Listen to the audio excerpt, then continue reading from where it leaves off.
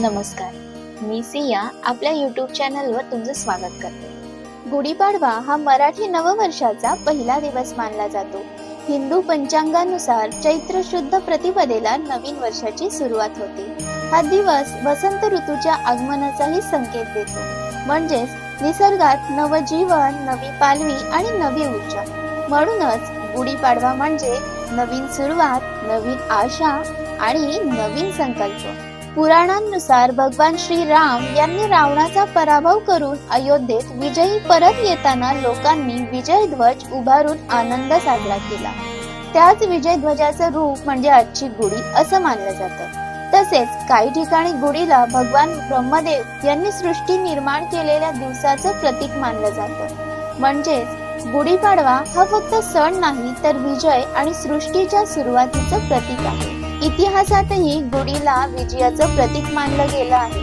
असं सांगितलं जातं की छत्रपती शिवाजी महाराज यांच्या विजयानंतर लोकांनी गुढ्या उभारून जल्लोष केला।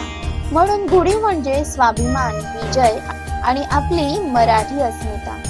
आपले सण फक्त श्रद्धेवर नाही, त्यामागे विज्ञानही आहे। गुढीपाडव्याच्या सुमारास ऋतू बदलतो। या काळात कडुलिंब खाण्याची प्रथा आहे।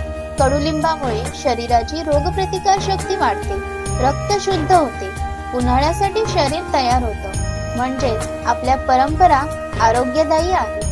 गुढी उभारताना बांबूची काठी, रेशमी कापड, साखरेच्या गाठी, कडुलिंबाची पाने आणि वर उलटा ठेवलेला कलश, ही गुढी घराच्या उजव्या बाजूला उभारली जाते। याचा अर्थ घरात सुख, समृद्धी आणि विजयाचं स्वागत।